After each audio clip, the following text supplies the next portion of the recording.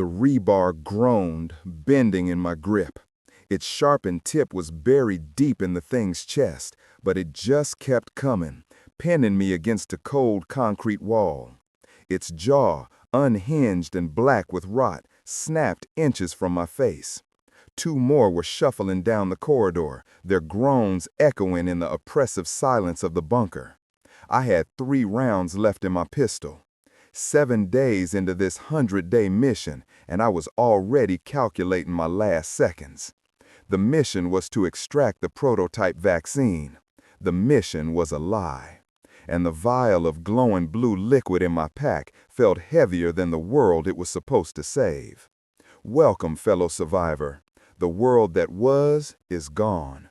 If you've got the grit to face what's coming, hit that subscribe button now.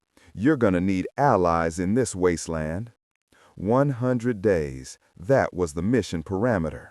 100 days to cross 200 miles of what used to be the Midwest, infiltrate a biohazard research facility that had dropped off the grid on day 0, and retrieve a single vial.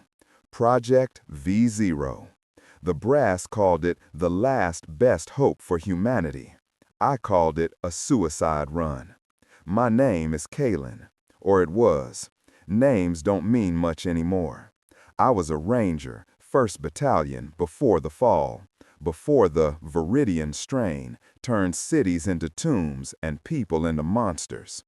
When the chain of command shattered, I ended up with what was left of the contingency operations, a fancy name for a dozen tired soldiers in a bunker under Cheyenne Mountain, watching the world burn on satellite feeds.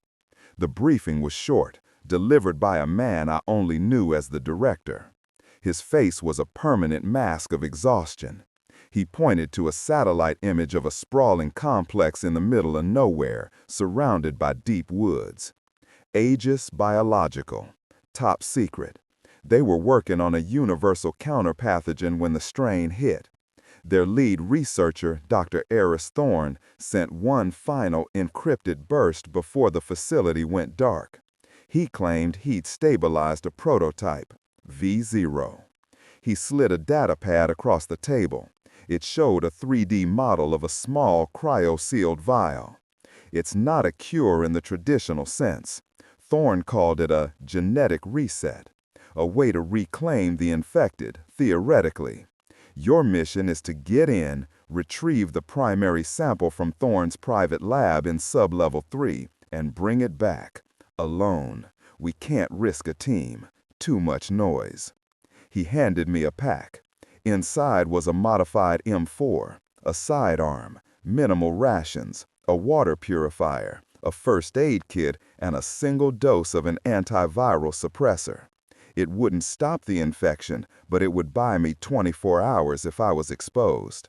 A final handshake, a final Godspeed, son, and I was walking out of the last bastion of the old world into the dawn of the new one. The air outside tasted of ash and decay. For the first few miles, the silence was the worst part. No birds, no cars, just the crunch of my boots on the empty highway and the whisper of the wind through skeletal trees. This wasn't a wasteland. It was a graveyard with a horizon. The cities were the headstones. I checked my compass. North, towards Aegis, towards a ghost of a hope in a world of nightmares. The first day was about distance, putting the false safety of the bunker behind me and embracing the crushing reality of the open road. I moved fast, sticking to the tree line, avoiding the highways where the wrecks of cars sat like steel coffins. Every shadow seemed to move. Every gust of wind sounded like a groan. Paranoia is a survival trait now. That evening, I found shelter in an abandoned farmhouse. The family had left in a hurry. A child's toy lay on the floor, next to dark stains that I refused to examine too closely. As I ate my cold rations, I studied the map of the facility the director had given me. A sprawling complex, part of it above ground, most of it below. A fortress. Getting in would be hard. Getting out with the package? That was the part I wasn't letting myself think about. Not yet. 100 days. 99 to go. As darkness fell, a new sound joined the wind. A low, guttural moan from the fields. It wasn't one, it was many. The long night had just begun. I barred the door, drew my knife, and settled in to wait for the dawn. Sleep was a luxury I couldn't afford. The next 9 days were a blur of gray skies and relentless forward motion, a brutal education in the new laws of nature. The infected, the Shamblers as we called them, were a constant threat, but they were predictable. They were slow, drawn to noise, and their numbers were their only real strength. The true danger was everything else: hunger, thirst, infection from a stray piece of rusted metal, and the silence, the crushing, maddening silence that gnawed at the edges of your sanity. On the 3rd day, I found him. I was scavenging a derelict gas station, the stench of stale gasoline and decomposition thick in the air. A flicker of movement by the pumps caught my eye. Not a Shambler. It was a dog, a Belgian Malinois, lean to the point of starvation, with intelligent, wary eyes. He wasn't barking, just watching me, a low growl rumbling in his chest. He was cornered, protecting the remains of I didn't look too closely. I held out a piece of my ration bar. Easy boy. He flinched, but didn't run. His ribs were a washboard under his dusty coat. I tossed the food. He watched it land, then looked back at me, suspicious. I backed away, leaving the offering. I spent the night in the station's office. Just before dawn, I heard a soft scratch at the door. I opened it a crack. He was there, sitting patiently. He looked at me, then at the empty wrapper from the ration bar. It was a negotiation. I had food. He had an extra set of ears and eyes. I named him Bastion. He became my shadow, my early warning system. His quiet growls alerted me to Shamblers long before I could see or hear them. He never barked, as if he understood the need for silence. He was a fellow survivor, and his presence pushed back the suffocating loneliness. Together, we navigated the ruins. We learned to read the landscape. A flock of crows circling meant a fresh kill, and likely a large group of Shamblers. An open door on a house meant it was likely looted, or worse, still occupied. We bypassed small towns entirely. They were death traps, mazes of narrow streets where a horde could corner you in seconds. We stuck to the woods, the forgotten country roads. The nights were the worst. We'd find a defensible spot, a barn loft, a rocky outcrop, and take turns on watch. I'd sit there, pistol in my lap, listening to Bastion's steady breathing, and watch the stars. They were so bright now, with no city lights to wash them out. It was a beautiful, terrible irony. The world had to end for me to see the heavens so clearly. It was on day 7 that we ran into our first major obstacle. A bridge over the Green River was out, collapsed into the churning brown water. The detour would add at least 3 days to the journey. We had to cross. The river was wide and the current was strong. We spent half a day scouting the bank before I found a place where a massive oak had fallen, its branches reaching the other side. It was slick with moss and unsteady. One slip and the current would take us. I went first, my pack heavy on my back. The log swayed with every step. Bastion whined from the bank, hesitating. I made it to the other side, my heart pounding. "Come on, boy, you can do it." He crept onto the log, his claws scrambling for purchase. He was halfway across when a section of the bark gave way. He yelped, his back legs plunging into the freezing water. The current grabbed him, pulling him under. For a second, I didn't think. I dropped my pack and dove in. The cold was a physical blow, stealing my breath. I surfaced, gasping, and saw him struggling, being swept downstream. I swam hard, my muscles screaming in protest. I caught him, grabbed his collar, and fought my way towards the shore. We collapsed on the muddy bank, shivering, exhausted. He licked my face, a silent thank you. We had made it, but it was a costly victory. I'd lost some medical supplies and a day's worth of rations. We were both soaked and freezing. Hypothermia was a real threat. We found a small, abandoned hunting cabin nearby. I got a fire going, and we spent the next 2 days huddled inside, drying our gear, recovering. It was a stark reminder of how quickly things could go wrong. The mission wasn't just about fighting the dead. It was about fighting the world itself. And it was a fight I couldn't afford to lose again. Leaving the relative safety of the hunting cabin felt like stepping out of a dream and back into the nightmare. The detour had put us behind schedule, and I felt a new sense of urgency pressing down on me. We pushed harder, covering more ground each day. The landscape began to change. The farther north we went, the denser the woods became. The signs of the initial panic were everywhere. Abandoned military checkpoints, hastily constructed barricades overrun and silent.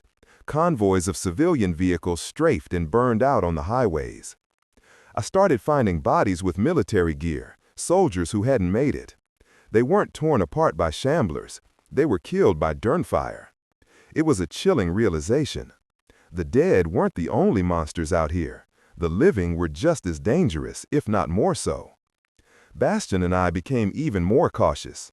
We moved like ghosts, sticking to the shadows, avoiding any sign of human activity. On day 14, we stumbled upon a town that wasn't on my map. It was small, a handful of buildings around a crossroads, but it was fortified.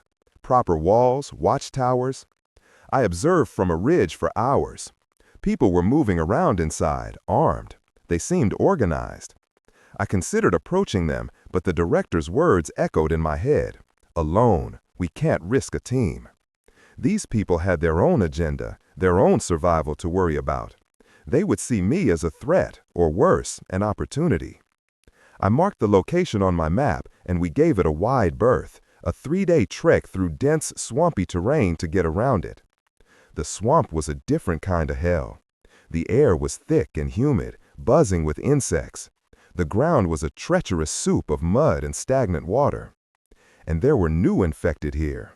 Gropers, I called them. They were waterlogged, their flesh bloated and pale, and they moved silently beneath the surface, reaching up to grab you when you least expected it. Bastion was invaluable here.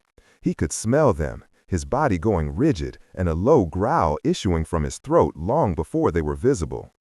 We lost more time, more energy, but we made it through. It was on day 19, as we were clearing the swamp, that I found the first real clue about Aegis. It was a crashed military jeep, half submerged in the mud. Inside, a skeleton in a tattered uniform slumped over the wheel. In the back, I found a locked metal case. I forced it open with my crowbar. It was filled with files, all stamped with the Aegis biological insignia. Most of the papers were ruined by water damage, but one folder, sealed in a plastic sleeve, was still legible. It was a personnel file for a Dr. Elias Vance, a virologist. Tucked inside was a handwritten letter, the ink slightly smeared but readable.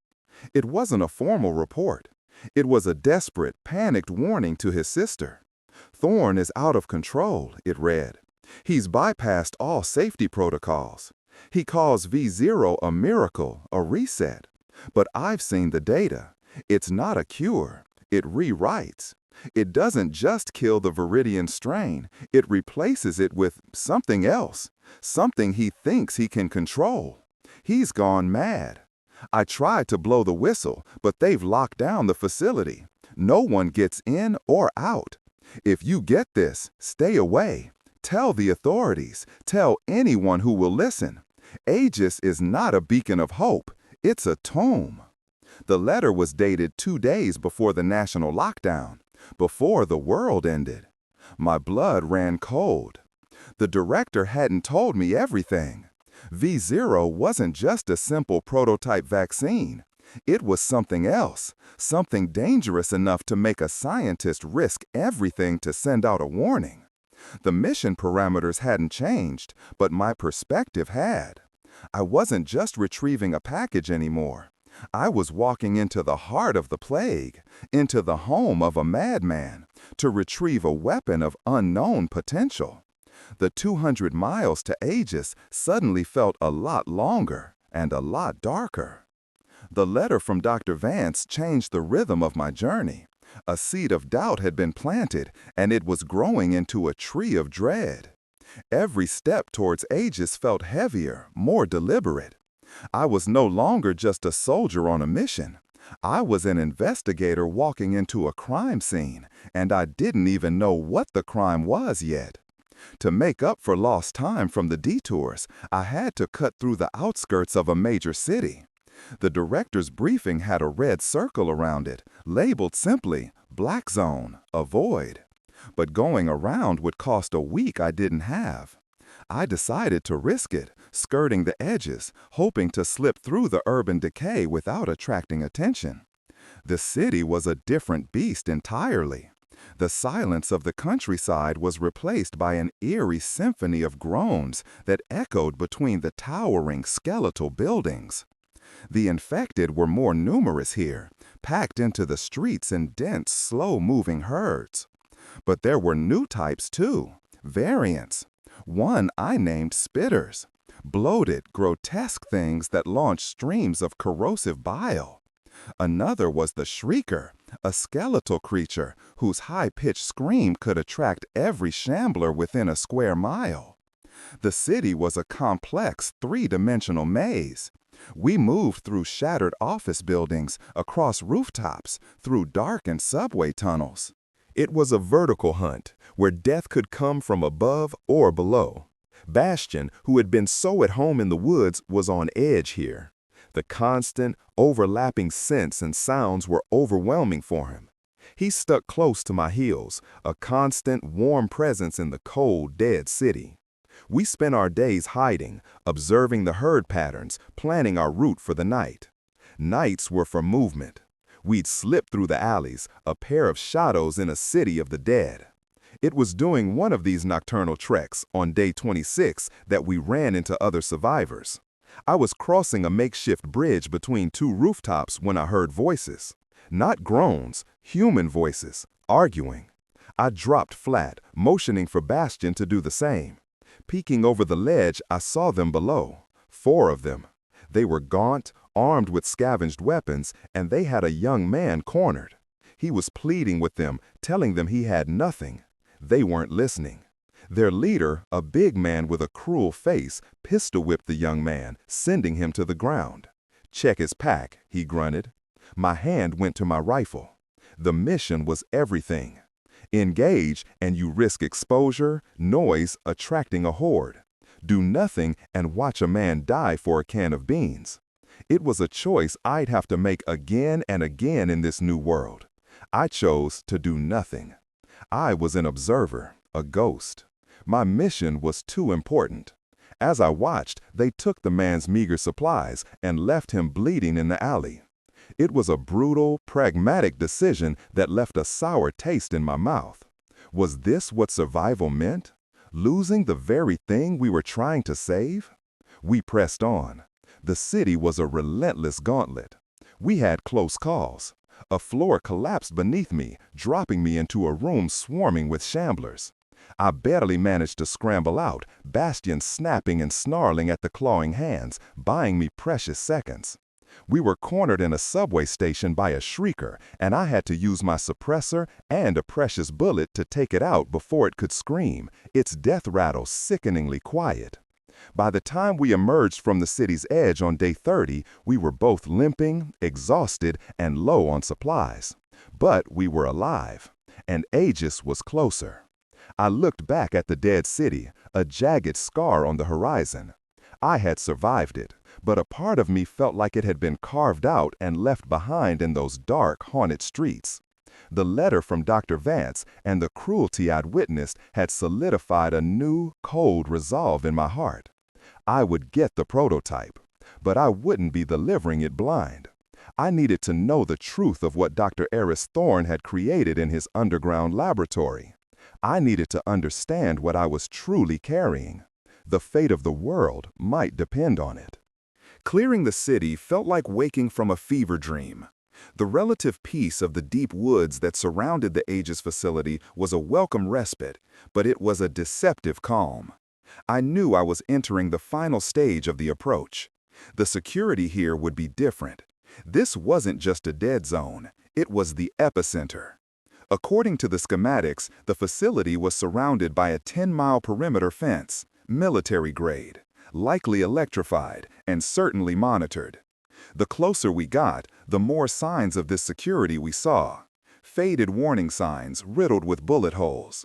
Deactivated motion sensors hanging from trees like strange fruit. And the infected? They were different here. Some were wearing the tattered remains of military uniforms or lab coats from Aegis. They seemed more agitated, more aggressive. But there was another type, one I hadn't seen before. Taller, faster, with elongated limbs. They moved with a terrifying, jerky grace. They were hunters. I called them stalkers.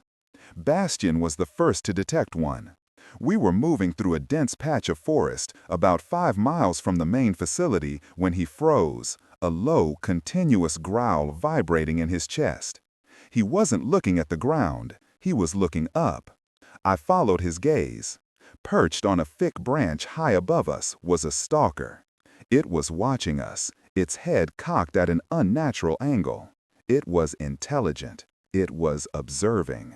I slowly raised my rifle, but before I could get a sight picture, it was gone, melting into the canopy with impossible speed and silence. We were being watched. The entire forest felt like an arena, and I was the gladiator. The next few days were a masterclass in stealth and paranoia. We moved at a crawl, checking every direction, every shadow, every tree branch. I saw the stalkers several more times, always at a distance, always watching. They weren't attacking, they were herding. I realized they were pushing us, guiding us towards a specific path. They were a living security system. The perimeter fence was exactly as described, 12 feet high, topped with razor wire, with warning signs every 50 feet. I found a section where a massive pine tree had fallen, crushing the fence and, presumably, shorting out the electricity. It was the only way in. As we approached the breach, a stalker appeared on the other side of the fence. It didn't attack, it just stood there, watching us. It felt like an invitation, a test. We scrambled over the downed tree, and as soon as we were inside the perimeter, the stalker retreated back into the woods. The game had changed. Now I was inside their territory. The forest within the fence was eerily quiet. There were no Shamblers here, no other infected, just the stalkers, flitting through the trees at the edge of my vision. It was a well-maintained ecosystem of death. The main facility came into view on day 38. It was an imposing structure of concrete and darkened glass, built into the side of a small mountain. It looked like a modern fortress, cold and impersonal. But there were signs of a fight. The grounds were littered with burned-out military vehicles. The main gates were buckled and twisted. A battle had happened here, a losing one. I spent 2 full days observing the facility from a concealed position, mapping out guard patrols that no longer existed, camera placements that were now blind, and potential entry points. The main entrance was a death trap, a wide-open plaza with no cover. The loading bays were sealed with massive steel shutters. But I found a ventilation shaft on the roof of the administrative wing, large enough for a man to fit through. It was my way in. The night of the infiltration was moonless and cold. We crept across the manicured, overgrown lawns. Bastion, moving so silently, he was just a darker patch of shadow at my side. The stalkers were still out there. I could feel their presence, their unseen eyes tracking my every move. They made no move to stop me. It was as if they wanted me to get inside. Climbing onto the roof was the easy part. The ventilation shaft cover was held down by 4 heavy bolts. They were rusted, and it took all my strength and 20 precious nerve-wracking minutes to pry them open with my crowbar. The sound echoed in the night, and I froze, expecting a stalker to descend on me. But nothing came. I lowered my pack into the darkness, then dropped into the shaft, my boots hitting the metal with a clang. I couldn't bring Bastion with me. He wouldn't fit, and it was too dangerous. I had given him the signal to hide, to wait for me in the woods. He had looked at me with an intelligence that was almost human, a silent understanding passing between us. I was on my own again.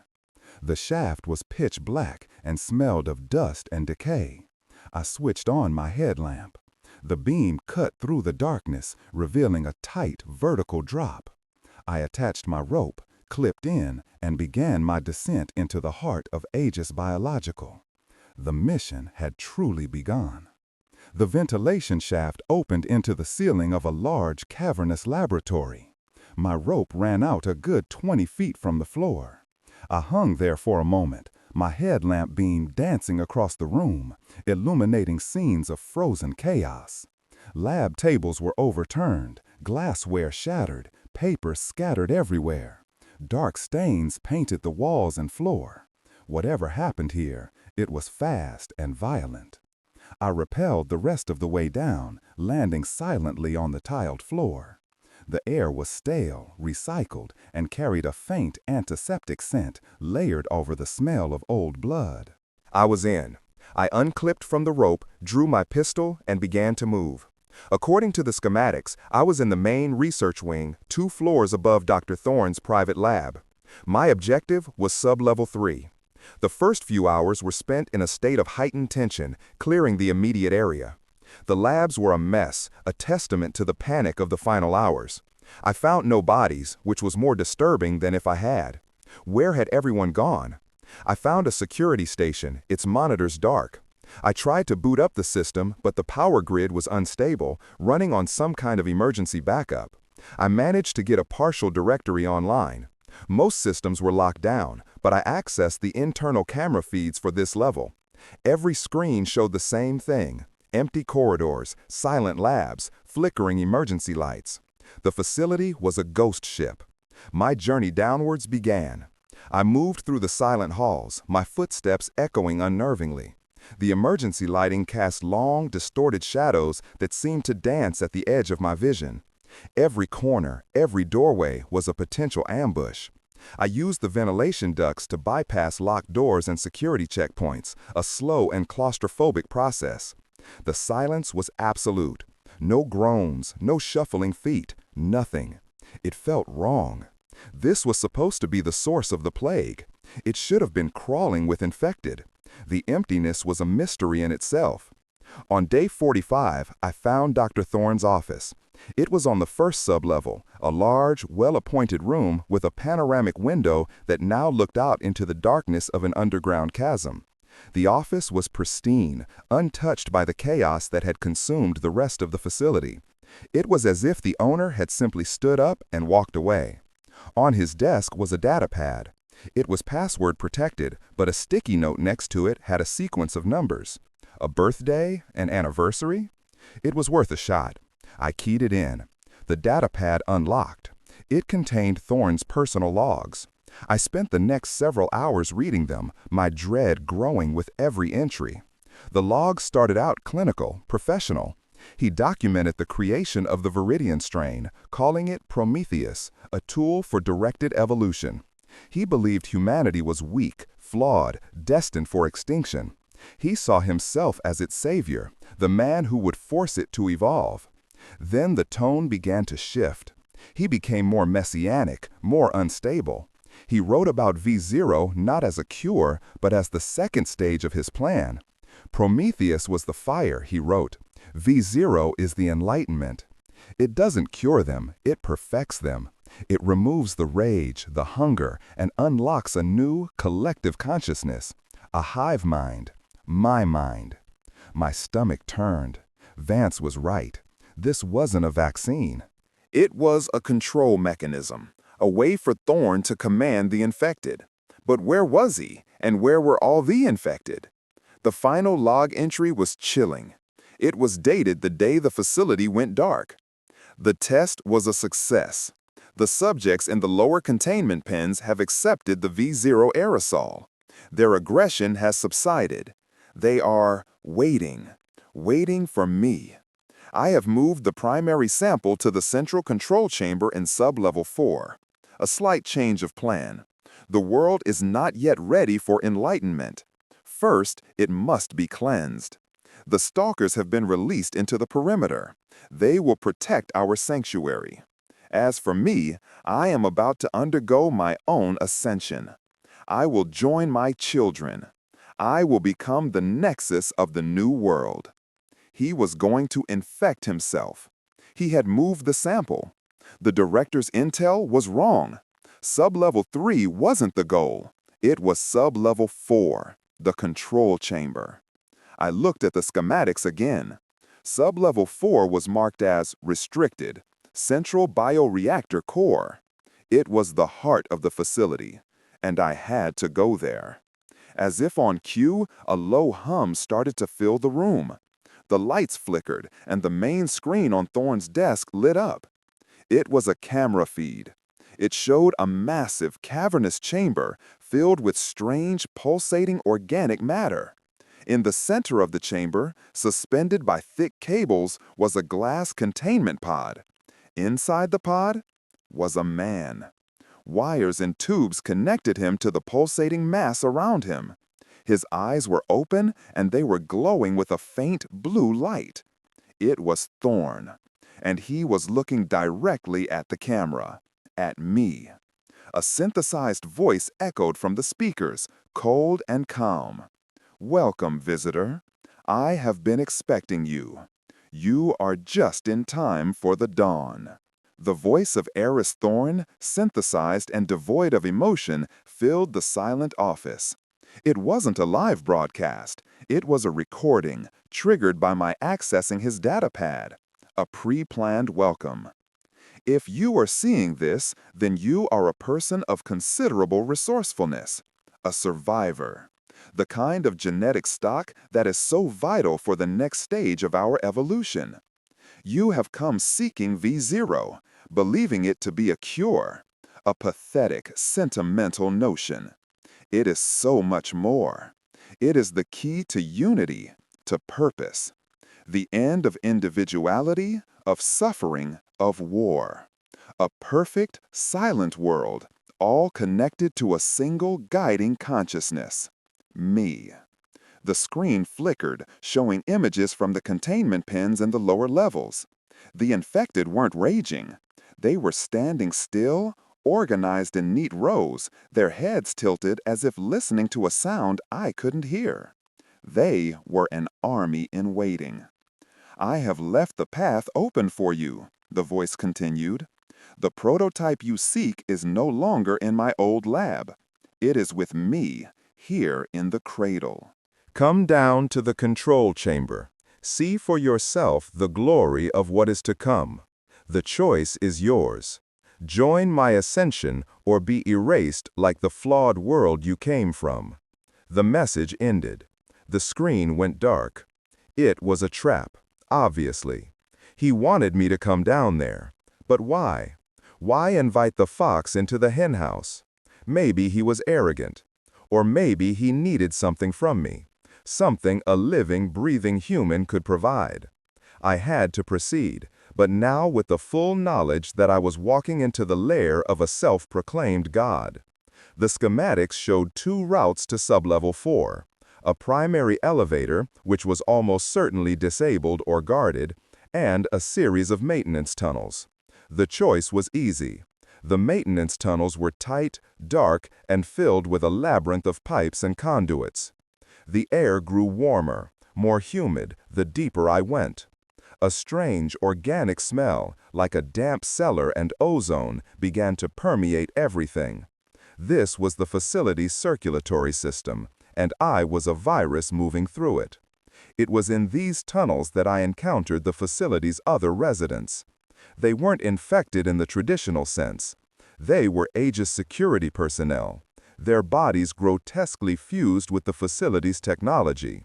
Wires and cables snaked from their flesh, their eyes replaced with glowing red optical sensors. They were cyborgs, puppets controlled by the facility's AI, which was in turn controlled by Thorne. They were silent, efficient, and deadly. My first encounter was with a lone unit in a narrow junction. It moved with unnatural speed, its metallic limbs scraping against the concrete. My pistol round sparked off its armored torso. I had to aim for the fleshy, unprotected parts. the places where man and machine were crudely joined. It was a desperate close-quarters fight. I managed to disable it, but not before it sliced my arm open with a blade that extended from its wrist. The wound was deep. I patched myself up, my heart hammering against my ribs. I wasn't just fighting zombies anymore. I was fighting the facility itself. I pressed on, my journey becoming a series of brutal, silent encounters with these security drones. I learned to use the environment to my advantage, creating electrical shorts to stun them, using steam pipes to obscure their vision. My ammunition was dwindling at an alarming rate. On day 57, I found a small, barricaded workshop tucked away in the maintenance network. Someone had made a stand here. Inside, I found a workbench, tools, and a series of notes. The handwriting was the same as the letter I'd found in the crashed Jeep. Dr. Elias Vance. He had survived the initial outbreak inside the facility. The notes chronicled his desperate attempts to fight back. He wrote about Thorne's ascension, about the creation of the security cyborgs. He had been trying to create a weapon, something to overload the central bioreactor and kill Thorne. But the last entry was rushed, panicked. They found me. The drones are breaking through the door. I'm heading for the old geothermal vent. It's the only way to reach the reactor core without going through the main chamber. I have to try. I have to stop him. He had a plan, a way to destroy Thorne, and he had left behind a schematic for his weapon, an EMP device cobbled together from lab equipment. All the components were in the surrounding storage rooms. It was a long shot, but it was better than no shot at all. I spent the next 3 days gathering the parts, my raids into the surrounding tunnels becoming more and more daring. The security drones were adapting, learning my tactics. The facility was actively hunting me. Finally, on day 60, I had everything I needed. I assembled the device on Vance's workbench. It was bulky, heavy, and I had no idea if it would even work. But it was hope, a chance to end this nightmare. My mission was no longer about it. He wrote about Thorne's ascension, about the creation of the security cyborgs. He had been trying to create a weapon, something to overload the central bioreactor and kill Thorne. But the last entry was rushed, panicked. They found me. The drones are breaking through the door. I'm heading for the old geothermal vent. It's the only way to reach the reactor core without going through the main chamber. I have to try. I have to stop him. He had a plan, a way to destroy Thorne, and he had left behind a schematic for his weapon, an EMP device cobbled together from lab equipment. All the components were in the surrounding storage rooms. It was a long shot, but it was better than no shot at all. I spent the next 3 days gathering the parts, my raids into the surrounding tunnels becoming more and more daring. The security drones were adapting, learning my tactics. The facility was actively hunting me. Finally, on day 60, I had everything I needed. I assembled the device on Vance's workbench. It was bulky, heavy, and I had no idea if it would even work. But it was hope, a chance to end this nightmare. My mission was no longer about extraction. It was about destruction. I had to get to the geothermal vent, find a way to the reactor core, and detonate this device. I had to kill a god. Carrying the cumbersome EMP device, I followed the path outlined in Dr. Vance's notes. He mentioned a geothermal vent, an old part of the facility's power system that had been decommissioned. It was my only route to the bioreactor core that bypassed the main control chamber where Thorne waited. The entrance was hidden behind a false wall in a forgotten storage bay, just as Vance's journal described. The air that rushed out was hot and smelled of sulfur. It was like descending into the throat of a volcano. The tunnels were natural lava tubes, reinforced with aging concrete and steel. They were unstable, and small tremors shook the ground at regular intervals. It was a slow, treacherous journey.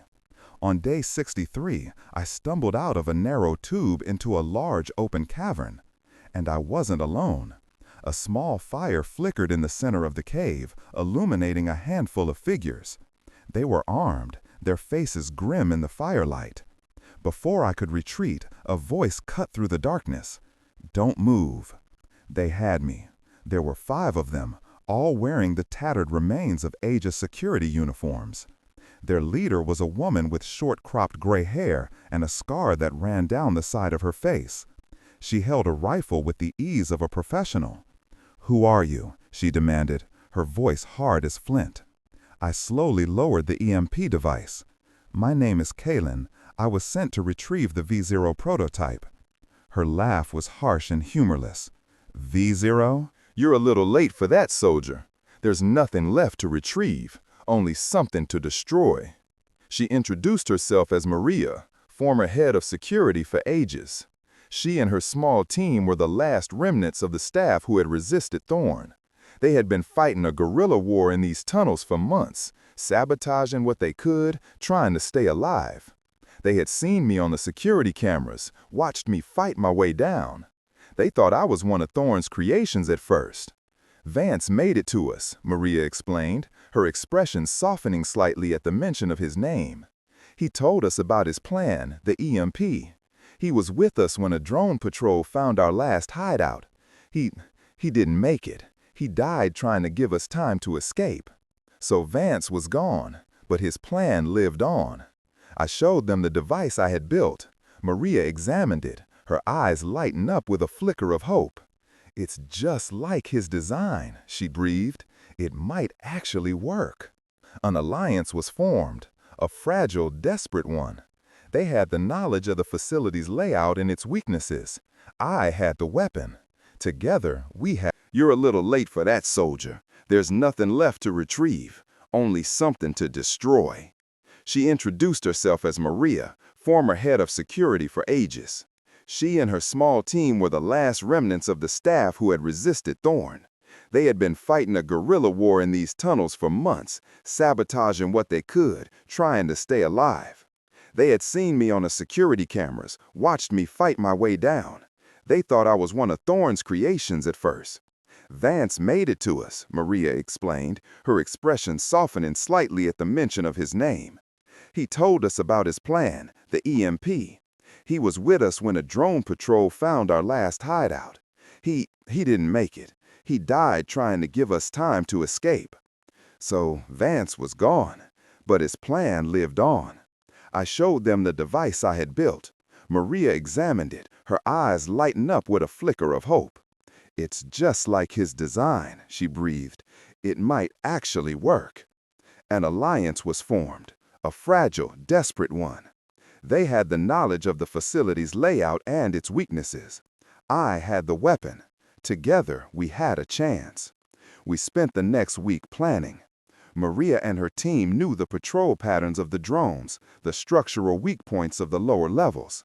The plan was audacious.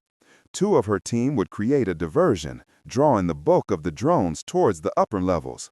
Maria, myself, and her second-in-command, a quiet man named Jax, would use the distraction to make a final push for the reactor core through the geothermal vents.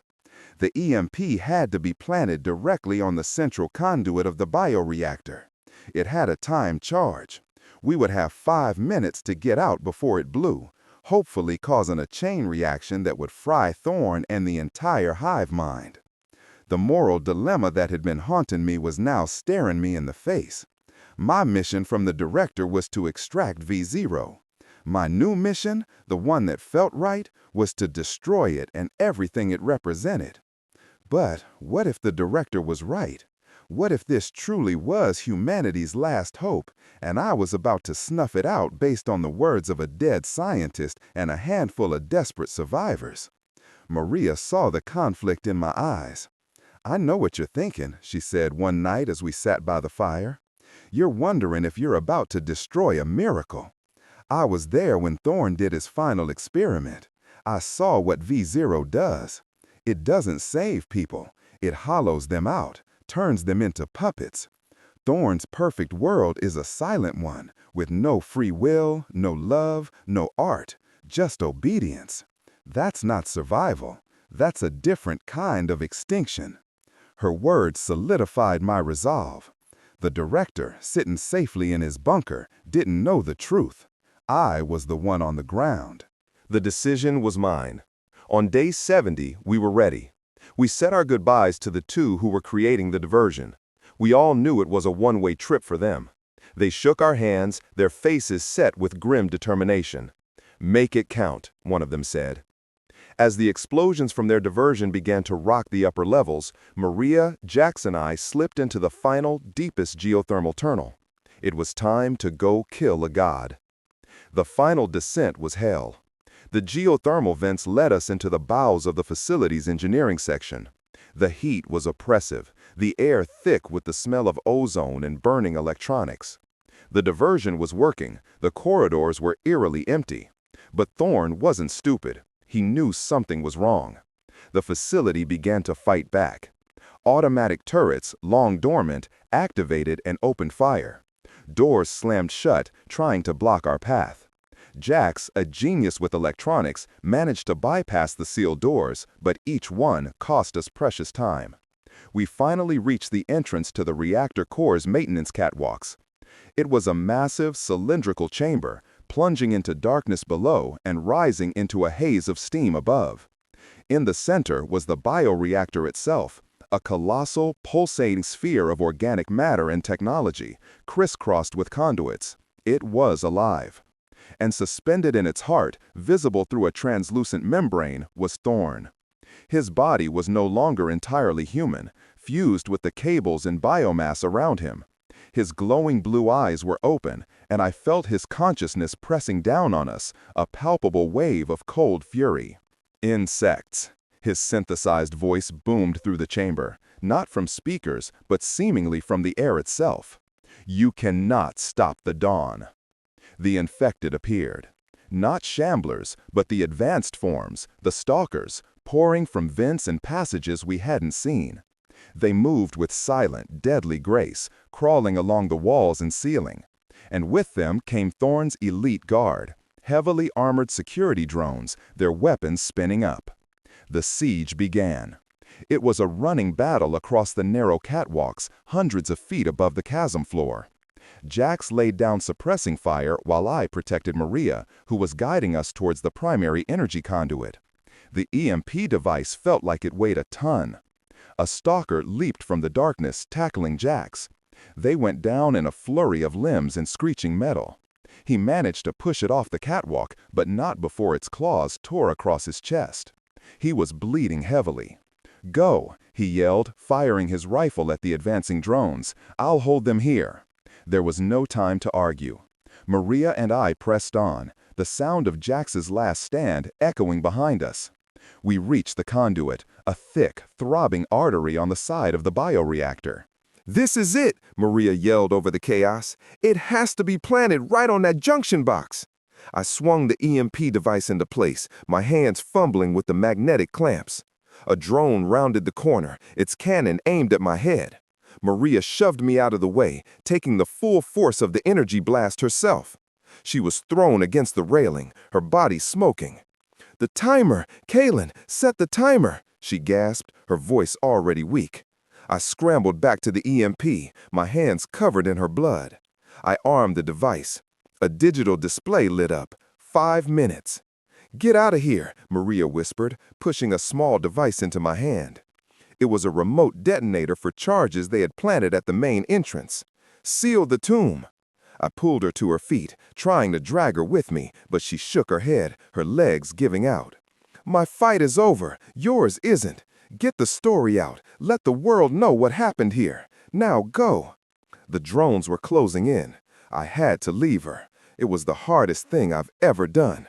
I ran, not looking back, the timer on the EMP a frantic heartbeat, counting down the end of Aegis. I scrambled back into the geothermal vents, the sounds of battle fading behind me. The tunnels began to shake violently as the EMP neared detonation. The 5-minute countdown felt like an eternity and an instant. I burst out of the vents and into the main facility, climbing frantically level by level, heading for the surface. The lights flickered and died as the EMP blast went off. A deep, resonant boom echoed from the depths of the facility, a sound that felt like the world was tearing itself apart. The psychic pressure from Thorne vanished, replaced by an unnerving silence. The hive mind was dead. As I reached the ground floor, I saw the consequences. The infected, without Thorne's consciousness to guide them, had reverted to their primal raging state. They were everywhere, a chaotic, swarming sea of bodies. The stalkers, the drones, everything was either dead or in a state of frenzied rage. I fought my way through the administrative wing, using my last few bullets, my knife, my crowbar. I was running on pure adrenaline. I finally reached the main entrance, the twisted steel gates that led to the outside world. I used the detonator Maria had given me. The explosion was deafening, bringing tons of rock and concrete down, sealing the entrance forever. Aegis Biological was now a tomb, just as Vance had said. I stumbled out into the pre-dawn light, collapsing onto the dew-soaked grass. I was bruised, bleeding, and utterly exhausted. But I was alive, and I was free. In the distance, I heard a familiar sound. Not a groan, not an explosion. A bark. A single, hopeful bark. Bastion came bounding out of the woods, tackling me to the ground, licking my face. He had waited, my loyal, silent friend. He had waited for me the entire time. As the sun began to rise, I looked back at the sealed facility. My mission was a failure. I hadn't retrieved the prototype. I had destroyed it. But as I looked at Bastion and felt the warmth of the sun on my face, I didn't feel like I had failed. I felt like I had won. The destruction of Aegis should have been an ending, a bloody, brutal, but definitive end. Instead, it was just the beginning of a new, more terrifying chapter. The journey away from the facility was a slow, painful limp. My body was a roadmap of injuries, and my mind was haunted by the faces of Maria, Jax, and the others who had fallen. Bastion stayed close, a constant, grounding presence. He seemed to understand that I was wounded in ways that weren't visible. We scavenged what we could from the abandoned military blockade outside the perimeter fence. We found food, fresh water, and most importantly, medical supplies. I spent 2 days in a makeshift camp, stitching my wounds, letting the fever break. The silence from the Aegis Valley was absolute. No groans, no screams, just the wind. I had done it. I had cut the head off the snake, or so I thought. As we traveled south, retracing my steps, I began to notice something strange. The Shamblers, the common infected, were different. They were organized. I first saw it near the ruins of a small town. A herd of them, hundreds strong, were moving in a coordinated pattern, clearing debris from a road. They weren't just shuffling aimlessly. They were working. It was slow, clumsy, but it was purposeful. My blood ran cold. Thorne was dead. The hive mind was gone. This shouldn't be happening. Over the next few days, I saw more evidence. Shamblers forming defensive perimeters around locations of strategic value, like bridges and power substations. They were ignoring me, completely focused on their strange, silent tasks. It was as if they were being guided by a new hand. On day 88, I found the source. I had taken shelter in a radio relay station on a high hill, hoping to find a working transmitter. The power was out, but the maintenance logs were still there. And tucked inside one of the logs was a folded piece of paper. It was another letter from Dr. Elias Vance, the one he must have left before his final, doomed trip into the facility's depths. It was his last will and testament, his final confession. "If you're reading this," it began, "then I'm likely dead, and my plan to destroy Thorne has failed. But there is something you must know, something even Maria and her team didn't. Thorne was a genius, but he was also paranoid. He created a failsafe, a secondary control system for the hive mind, completely independent of the bioreactor. He called it the Echo Protocol. It's a decentralized network. If the primary nexus, Thorne, is destroyed, the Echo Protocol activates, seeking out the next most suitable host to become the new nexus. And he designed it to seek out a specific genetic marker, a marker that he engineered into his greatest creation and his greatest regret, his daughter. My mind reeled. Thorne had a daughter. The letter continued. Her name is Lily. She was diagnosed with a terminal genetic disorder as a child. Thorne used his research, the foundation of what would become the Viridian strain and V0, to save her. He rewrote her DNA. He cured her, but he also made her compatible. When the outbreak happened, he sent her away to a secure bunker hundreds of miles from here. He loved her in his own twisted way and wanted to protect her from the chaos he was about to unleash. But he also made her his living backup plan. If he falls, the hive mind will reach out, find her, and she will become the new center. It won't be her consciousness in control. It will be Thorne's, a ghost in her machine, a digital echo ruling his new world through his own daughter's body. The letter ended with a set of coordinates, a location in the Cascade Mountains, Lily's bunker. It all clicked into place. The organized Shamblers, their strange constructive behavior. The hive mind wasn't gone. It was just rebooting. It had found its new host. And now, this new nexus was beginning to exert its control, its inherited memories and desires shaping the actions of the infected. Thorne's will, his vision of a perfect world, was still in play. I wasn't a victor. I was a pawn who had just inadvertently triggered the enemy's final move. The vial of V0 was never the real prize. The real prize was Lily. And I had no idea if she was a prisoner, a victim, or a willing participant. My mission from the director was a bust. My self-appointed mission to destroy the hive mind was a catastrophic failure. I looked at the coordinates on the letter. A new mission was taking shape, one born of my own failure. I had to find this bunker. I had to find Lily. And I had to sever her connection to the hive mind, one way or another. The journey was no longer about getting back to base. It was about finishing the war I had just escalated. The last 9 days of my 100-day journey were the hardest. The knowledge of the Echo Protocol weighed on me heavier than my pack, heavier than all the miles I had walked. I had traded one monster for another, and this new one wore the face of an innocent girl. The world I was traveling through was actively changing. The infected were no longer just a mindless threat. They were an occupying force. They were building things, crude walls, barriers, structures of mud and debris. They were fortifying territory under the direction of their new queen. They still attacked the uninfected on sight, but their aggression was now secondary to their primary purpose, construction. It was terrifying to watch. It was the birth of a new civilization built by the dead. Bastion and I had to be more careful than ever. We couldn't just avoid herds anymore. We had to avoid their work sites, their supply lines, their patrols. It was like moving through an enemy nation. I pushed myself to the breaking point, rationing my dwindling food supplies, barely sleeping. The coordinates Vance had left were my only guide. They pointed to a remote, mountainous region hundreds of miles to the west. My original extraction point was to the south. I was now moving away from safety, away from the bunker in Cheyenne Mountain, and deeper into the unknown. On day 95, my radio crackled to life. It was a weak, intermittent signal, but it was there. "This is Director to Ranger Kalen. Do you copy? Status update." It was the director.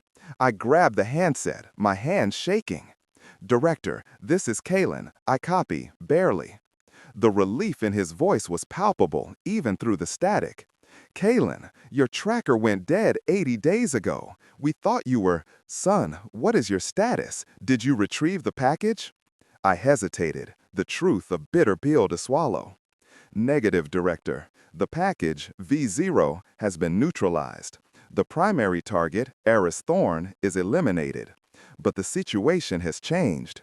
There's a secondary protocol, a new hive mind nexus." I explained everything, Vance's letters, the Echo Protocol, Lily. The line was silent for a long time. When the director spoke again, his voice was grim. Your mission is not over, Ranger. Your new objective is Lily Thorne. You must secure her, by any means necessary. I knew what that meant. He wanted me to kill her, to cut the head off this new snake before it could grow. Director, she's a civilian, a victim in all this. She is the single greatest threat to the survival of the human race, he retorted, his voice cold and hard. We cannot risk Thorne's consciousness taking full control. We don't have the resources to fight an organized, intelligent, infected army. This is our only chance. Secure the asset. That's an order, Kalen. The transmission died. The order was given. Kill an innocent girl to save the world. The ultimate moral dilemma. All my training, my entire life as a soldier screamed at me to follow orders. But everything I had seen, everyone I had lost on this journey, whispered that it was wrong. Maria didn't die so I could murder a child. As I crested a ridge on day 99, I saw it. The Cascade Mountains, majestic and snow-capped, a stark contrast to the ruined world below. My destination was close. I had 1 day left in my 100-day mission. 1 day to decide if I was a soldier or a murderer. 1 day to choose between my orders and my conscience. I made camp that night, the weight of my decision pressing down on me. I looked at Bastion, who rested his head on my lap, his trust absolute. He didn't care about missions or protocols. He just knew me. What kind of man did I want to be in this new world? Following orders had led me here, to the brink of committing an atrocity. Maybe it was time to start making my own orders. The mission wasn't to secure the asset. It was to save a life. My new objective was not to kill Lily Thorne. It was to rescue her. Day 100 dawned crisp and clear. The air in the mountains was clean, a stark contrast to the rotten decay of the lowlands. Today, the original mission was supposed to end. Instead, a new one was beginning. Following the coordinates, I found the bunker. It was cleverly hidden, its entrance disguised as a small geological survey station. The steel door was sealed, but a biometric panel next to it was still active. I had no idea how to get in. As I was examining the door, it hissed open. A young woman stood there. She was frail, with large haunted eyes, and the same dark hair as the man in the pictures from Thorne's office. She couldn't have been more than 20. "I've been watching you on the perimeter cameras," she said, her voice soft but steady. "You're the one who was at my father's lab." It was Lily. She wasn't a monster. She was a scared young woman trapped in a gilded cage. I lowered my rifle. "I am. My name is Kalen." "I know," she said. "I can hear things. Whispers. From him. He's angry with you." She explained that when the Echo protocol activated, she felt it. A cold, alien consciousness trying to force its way into her mind. She had been fighting it, holding it at bay, but it was getting stronger. The infected weren't building a new world for her. They were building it for the ghost of her father. And they were getting closer every day. The bunker was her fortress in her prison. Its systems were designed to keep her safe, but they also amplified the signal of the hive mind, making her a beacon. She led me inside, to the central control room. Screens showed the infected hordes, their construction efforts now focused entirely on a single goal, reaching her bunker. They were building ramps, digging tunnels. They would be here in a matter of days. "I can't leave," she said, her voice trembling. "The signal is tied to my DNA. Wherever I go, they will follow. And I can't let him win. I can't let him use me to destroy everything." She pointed to a console. "This bunker has a self-destruct sequence, a high-yield thermobaric charge. It will vaporize everything within a 5-mile radius. It's the only way to be sure, to sever the connection permanently." She was asking me to kill her, just as the director had ordered. But this was her choice, her sacrifice. My choice was different. Was I going to let her do it?